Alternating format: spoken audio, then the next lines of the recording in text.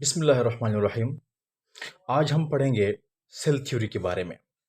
Cell theory में हम वो सब कुछ पढ़ते हैं कि जैसा कि सेल डिस्कवर कैसा हुआ, और क्योंकि उससे पहले किसी को ये इल्म नहीं था कि प्लांट किस चीज़ से बना है, एनिमल किस चीज़ से बना है, और ये सेल होता क्या है, और सेल के बारे में किसी को सेल थ्योरी से पहले नॉलेज नहीं थी। उसमें कुछ साइंटिस्ट थे, उन्होंने वर्किंग की, उन्होंने अपनी पोस्टुलेशन दी, उसके बाद जाकर कंप्लीट एक सेल थ्योरी बनी। उसमें सबसे पहले जो नाम आता है साइंटिस्ट का, वो आता है रॉबर्ट हॉक का। रॉबर्ट हॉक ने क्या किया, अपना एक इसके पास अपना एक कंपाउंड माइक्रोस्कोप था। उस माइक्रोस्कोप के अंदर उसने एक क्वार्क्स ली और क्वार्क्स का एक स्लाइस बनाई। लकड़ी का एक क्वार्क लिया और उस क्वार्क का उसने एक थिन स्लाइस बनाई, और उस स्लाइस को उन्होंने क्या किया, अपना उसी कंपाउंड माइक्रोस्कोप के अंदर देखकर उसको ऑब्जर्व किया। तो उसने कहा मुझे उस स्लाइस के अंदर हनी कॉम लाइक स्ट्रक्चर नजर आए। हनी कॉम लाइक यानी जो शहद की मक्खी का छत्ता जो कैसा होता है, उस जैसा कहता है मुझे एक स्ट्रक्चर मुझे उस माइक्रोस्कोप के अंदर नजर आए। तो इन्होंने उसको कहा कि ये कंपार्टमेंट है। क्या कहा? कंपार्टमेंट है। उन स्ट्रक्चर्स को कहा जो उसको स्लाइस के अंदर माइक्रोस्कोप में उसको नजर आए थे। और वो किस तरह के थे? वो देखें, इस तरह के हेक्सागोनल थे। जैसे बेंजीन का स्ट्रक्चर होता है ना, हेक्सागोनल, बिल्कुल इसी तरह हेक्सागोनल थे। तो इन्होंने क्या किया, उन कंपार्टमेंट को, यानी ये एक अलग कंपार्टमेंट है, ये दूसरा कंपार्टमेंट है, ये तीसरा, ये चौथा, ये पांचवा, इस तरीके से इसको बेशुमार कंपार्टमेंट्स इसको नजर आए। तो उन कंपार्टमेंट को इसने नाम दिया सेलुलाई का। क्या नाम दिया? सेलुलाई का, जो आजकल सेल कहलाता है। यानी कि सेल का पुराना नाम क्या है? सेलुलाई। तो रॉबर्ट हॉक ने क्या किया था? रॉबर्ट हॉक ने सेल के अंदर स्टडी नहीं किया था। इसने अपने कंपाउंड माइक्रोस्कोप के थ्रू जो सेल का जो एक्सटीरियर एरिया है, यानी जो एक्सटर्नल पार्ट है, उसको स्टडी किया था। क्योंकि ये प्लांट सेल था, तो प्लांट सेल का जो एक्सटीरियर पार्ट था, यानी उसने सेल वॉल को स्टडी किया था। उसको उस टाइम उसको पता नहीं था कि सेल वॉल क्या है, लेकिन बहरहाल उसने तो कंपार्टमेंट का नाम दिया, बाद में कहा सेलुलाई है, लेकिन वो असल में क्या था? वो सेल वॉल था। तो इसने क्या किया, एक्सटर्नल स्टडीज किया था। यानी एक्सटर्नल स्टडीज किया था, जो कि एक्सटर्नल किस चीज़ के बारे में स्टडी किया था? डेड सेल के बारे में, डेड सेल के बारे में। और वो एक्सटर्नल डेड सेल क्या था? बाद में हमें पता चला कि वो क्या था? वो सेल वॉल। तो यही क्रेडिट भी उसको जाता है कि सेल वॉल भी किसने डिस्कवर किया था? रॉबर्ट हॉक ने। सेल भी किसने डिस्कवर किया था? रॉबर्ट हॉक ने। लेकिन उस टाइम रॉबर्ट हॉक ने सेल को सेलुलाई का नाम दिया था, और इसको जो सेलवाल का नाम है वो उसने नहीं दिया था, क्योंकि उसको सेलवाल के बारे में पता नहीं था, लेकिन स्टडी इसने किया था रॉबर्ट हॉक ने। ठीक है। उसके बाद चूंकि ये सेलवाल नॉन लिविंग है, तो ये कहते हैं कि डेड सेल भी इसने डिस्कवर किया है। ठीक है, जो कि असल में सेलवाल थे। उसके बाद दूसरा साइंटिस्ट आता है, उसका नाम है एंटोन वैन लेवन हॉक। एंटोन वैन लेवन हॉक है। इसने क्या किया, इसी रॉबर्ट हॉक का कंपाउंड माइक्रोस्कोप को उठाकर उसको थोड़ा सा मॉडिफाई किया, यानी उसके अंदर मॉडिफिकेशन लाई। और मॉडिफिकेशन लाने के बाद इसने क्या किया, रेन का एक ड्रॉप उठाया, यानी बारिश का एक कतरा उठाया, और उस कतरे को उसने उसी कंपाउंड माइक्रोस्कोप के अंदर रखकर स्टडी किया। तो स्टडी करने के बाद उसने कहा कि मुझे इस रेन के ड्रॉप में, यानी बारिश के कतरे में, मुझे कुछ मोटाइल यानी लिविंग चीज़ें मुझे नजर आई। तो यानी कि लिविंग सेल किसने डिस्कवर किया है? एंटोन वेन लेवेनहॉक ने। ठीक है। उसके बाद एक और साइंटिस्ट आता है, उसका नाम है रॉबर्ट ब्राउन। रॉबर्ट ब्राउन ने वापस इसी एंटोन वेन लेवेनहॉक का जो माइक्रोस्कोप था, उसको थोड़ा सा और मॉडिफाई किया। और मॉडिफाई करने के बाद उसने कहा कि ये सेल है।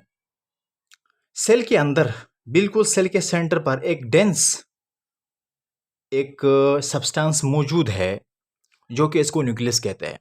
यानी कि रॉबर्ट ब्राउन ने क्या डिस्कवर किया? न्यूक्लियस डिस्कवर किया, उसी सेल में से जो सेल रॉबर्ट हॉक ने डिस्कवर किया था। तो रॉबर्ट ब्राउन ने क्या डिस्कवर किया? न्यूक्लियस को। ठीक है। उसके बाद एक और साइंटिस्ट था, उसका नाम है म्यूथियस मिथियस शेल्डन। मिथियस शेल्डन।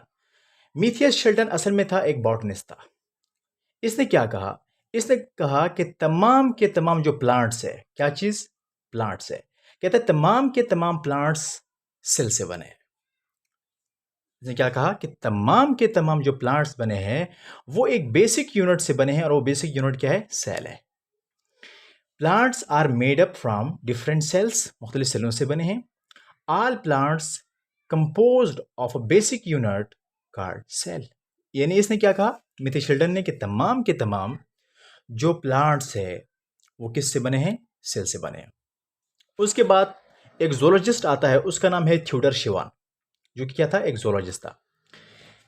थ्यूडर शिवान मिथे शेल्डन की थ्योरी के सपोर्ट करते हुए कहता है कि जिस तरह प्लांट सेल से बने हैं, इसी तरह एनिमल भी तमाम के तमाम किसी से बने हैं? सेल से बने हैं।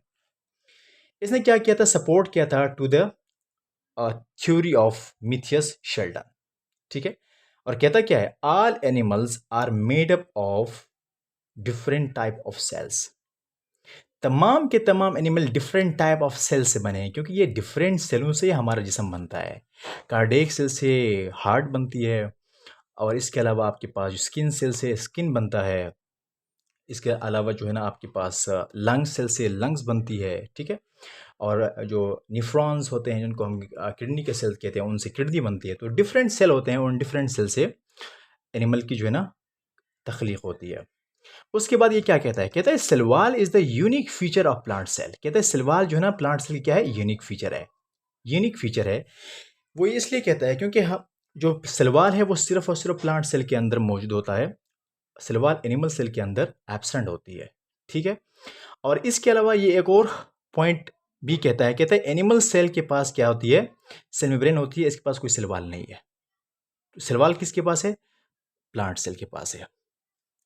और इसके अलावा ये कहता है कि cell membrane is the absolute requirement of all living organisms. कहता है जो सेल मेम्ब्रेन होते हैं ना, वो तमाम के तमाम जो लिविंग ऑर्गेनिज्म है उनकी एब्सोल्यूट रिक्वायरमेंट है। यानी कि तमाम के तमाम लिविंग ऑर्गेनिज्म के अंदर सेल वॉल मौजूद होती है, चाहे वो प्लांट हो चाहे वो एनिमल हो।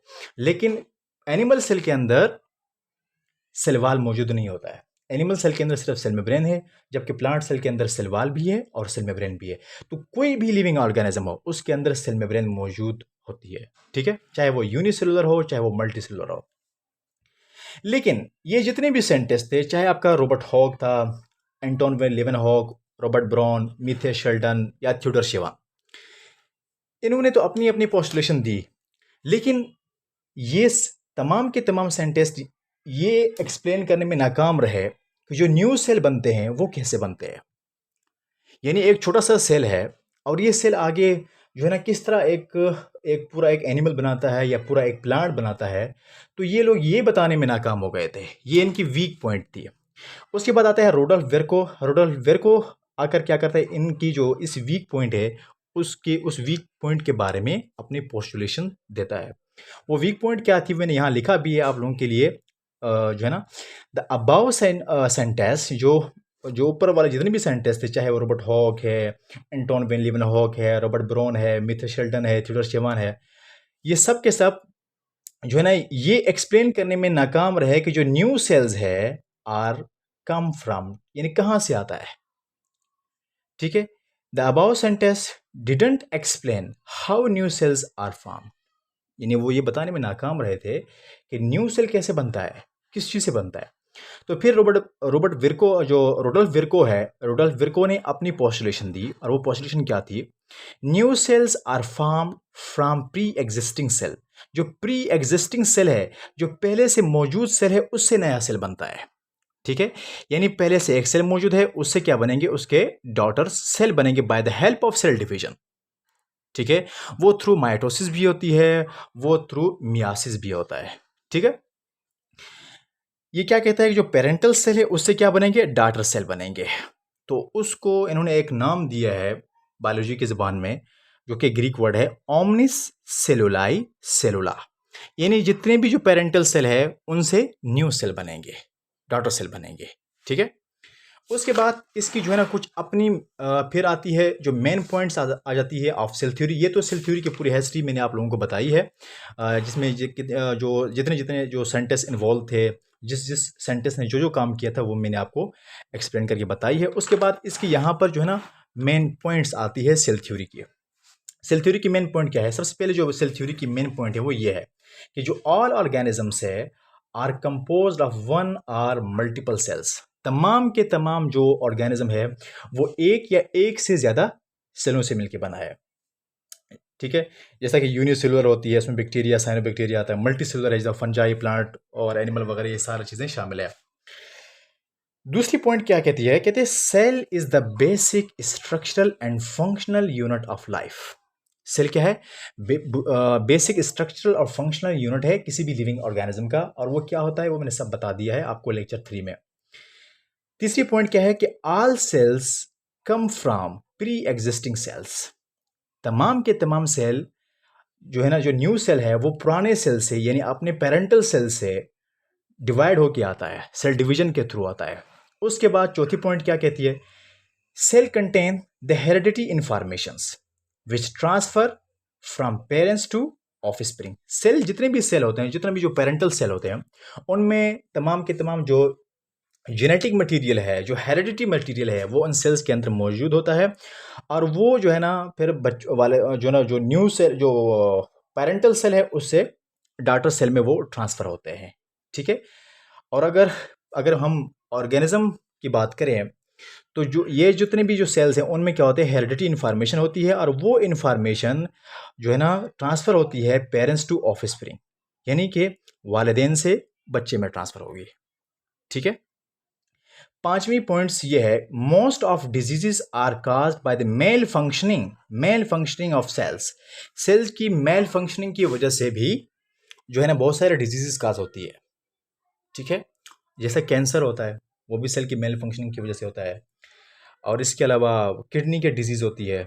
ठीक है, इसके अलावा जितने भी डिजीज़ है वो सारे के सारे सेल की अबनॉर्मेलिटी की वजह से होती है। ठीक है, उसके बाद 30 पॉइंट्स क्या कहती है, all living things made up from cells product. तमाम के तमाम लिविंग थिंग्स सेल्स के प्रोडक्ट से बने हुए, जाहिर सी बात है अगर वो यूनिसेलुलर है तो वो एक सेल का बना है, और अगर वो मल्टी सेलुलर है तो जाहिर सी बात है उसमें एक से ज़्यादा सेल्स मौजूद होते हैं। तो ये कंप्लीट हमारे पास क्या है, सेल थ्योरी है। तो अब मैं आप लोगों को सेल थ्योरी का ओवरव्यू देना चाहता हूँ। सबसे पहले हमने किसके बारे में पढ़ा, हमने कहा कि हमारे पास क्या है, जो साइंटिस्ट आया था सेल थ्योरी में वो है रॉबर्ट हॉक। रॉबर्ट हॉक ने क्या किया था, रॉबर्ट हॉक के पास अपना एक कंपाउंड माइक्रोस्कोप था। तो इसने क्या किया, एक लकड़ी का एक क्वार्क्स लिया और उस क्वार्क को थिन करके एक एक थिन स्लाइस बनाई, और उस स्लाइस को उन्होंने उस वक्त अपने कंपाउंड माइक्रोस्कोप के अंदर रखकर उसको स्टडी किया। स्टडी करने के बाद इसने कहा कि मुझे इस स्लाइस के अंदर कुछ कंपार्टमेंट नज़र आ रहे हैं जो कि हनीकॉम्ब लाइक है, यानी कि शहद की मक्खी का जो छत्ता होता है ना, उस तरह का एक स्ट्रक्चर मुझे नज़र आ रहा है। तो उन्होंने उस स्ट्रक्चर को, उनमें से जो हर एक स्ट्रक्चर होता है हेक्सागोनल, उसको उन्होंने नाम दिया सेलुलाई का, जो कि बाद में पता चला ये सेल है।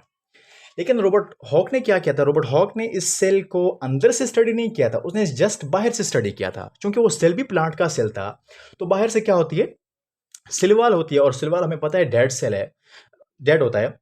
तो उसने क्या किया था, सिलवाल को भी डिस्कवर किया। उसके बाद हमारे पास आता है एंटोन वेन लीवेनहॉक।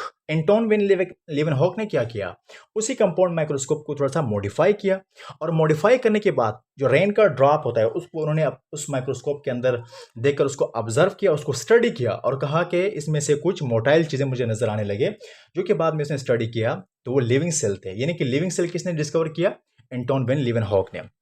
उसके बाद रॉबर्ट ब्राउन आता है। रॉबर्ट ब्राउन कहता है यार, रॉबर्ट हॉक ने तो सेल डिस्कवर किया, ठीक है, एंटोन वेन लीवेनहॉक ने तो उसमें जो है ना वो लिविंग सेल दरियाफ्त किया, तो क्यों ना मैं भी कुछ करूं। इसने क्या किया, उसी का कंपाउंड माइक्रोस्कोप को उठाकर थोड़ा सा मॉडिफाई किया, किसने, रॉबर्ट ब्राउन ने। उसको मॉडिफाई किया, और उसके अंदर उसने क्या किया कि जो सेल होता है, सेल के सेंटर पर एक डेंस पार्टिकल मौजूद है, एक डेंस सब्सटेंस मौजूद है, उसको उन्होंने नाम दिया न्यूक्लियस का, और कहा इसके अंदर तमाम के तमाम जेनेटिक इंफॉर्मेशन है। उसके बाद साइंटिस्ट आता है मीथियस शेल्टन। क्योंकि ये बॉटनिस्ट थे, इसने कहा कि जो सेल रॉबर्ट हॉक ने दरियाफ्त किया है, ठीक है, तमाम के तमाम प्लांट उसी सेल से बने हैं। यानी इसने क्या किया, इसने कहा कि तमाम के तमाम जो प्लांट है वो किस चीज़ से बने हैं, सेल से बने हैं। उससे पहले हमें पता, सेल थ्योरी से पहले हमें पता नहीं था कि एनिमल बेसिकली किस चीज़ का बना है और प्लांट किस चीज़ का बना है। ये सेल थ्योरी के बाद हमें पता चला है। ठीक है, उसके बाद थ्यूडर शेवान आता है। थ्यूडर शेवान चूंकि जोलॉजिस्ट थे, इसने क्या कहा, इसने कहा कि तमाम के तमाम जो एनिमल है, जितने भी एनिमल है, वो किस चीज से बने हैं, वो सेल से बने हैं। जितने भी एनिमल है वो सेल से बने हैं, चाहे वो यूनिसेलुलर हो चाहे वो मल्टीसेलुलर है। इसके बाद उसने एक और बात की कि जो सेल वॉल है वो यूनिक फीचर है किस चीज़ का, जो है ना वो प्लांट का, और जो सेल मेम्ब्रेन है वो एब्सोल्यूट रिक्वायरमेंट है, क्योंकि सेल मेम्ब्रेन प्लांट में भी होती है, एनिमल में भी पाई जाती है। उसके बाद ये तमाम के तमाम साइंटिस्ट ये बताने में नाकाम हुए कि जो न्यू सेल है उसकी, वो न्यू सेल कहाँ से आता है, यानी जो नए सेल बनते हैं वो नए सेल कैसे बनते हैं, वो ये बताने में नाकाम है। उसके बाद आया रुडोल्फ वेर्को। रुडोल्फ वेर्को ने इनकी ये वीक पॉइंट निकाली इन तमाम सेंटेंस की, कि इन्होंने ये एक्सप्लेन ना कर सके कि जो नया सेल है वो किस तरह बनता है, वो कहाँ से आता है, उसकी जो है ना डिवीजन कैसे होती है। वो बताने के लिए आया हमारे पास रुडोल्फ वेर्को। रुडोल्फ वेर्को ने कहा कि तमाम के तमाम जो नए सेल है वो अपने पेरेंटल सेल से आते हैं। ठीक है, पेरेंटल सेल से उनकी क्या होती है, सेल डिवीजन होती है, सेल डिवीजन के थ्रू नए सेल बनते हैं। ठीक है, और उसको उन्होंने एक नाम भी दिया ग्रीक में, ओमनिस सेलुलाई सेलुला। पेरेंटल सेल से डॉटर सेल बनेंगे थ्रू सेल डिवीजन। उसके बाद ये उसकी तमाम के तमाम पॉइंट्स थी सेल थ्योरी की, जो कि एफएससी फर्स्ट ईयर की जो बायो है उसके अंदर ये पॉइंट्स लिखी हुई है। ठीक है, तो उसमें ये लिखा है कि तमाम के तमाम ऑर्गेनिज्म किस चीज़ से बने हैं, सेल से बने हैं, चाहे वो यूनिसेलुलर हो चाहे वो मल्टीसेलुलर हो। Cell is the basic structural and functional unit of life है। इसके अलावा तमाम जो न्यू सेल है वो प्री एग्जिस्टिंग सेल से आते हैं थ्रू सेल डिवीजन। तमाम के तमाम जो सेल्स है उनके पास जेनेटिक इन्फॉर्मेशन मौजूद होती है, और यही जेनेटिक इन्फॉर्मेशन फिर parents two of spring transfer होती है। ठीक है, और इसके अलावा इन्होंने कहा कि जो सेल्स है, सेल में डेविएशन आने की वजह से या मेल फंक्शनिंग की वजह से बहुत सारे डिजीज़ भी काज होती है। आज का लेक्चर यहाँ तक था। इंशाअल्लाह अज़ीज़ आगे हम इसको कंटिन्यू रखेंगे।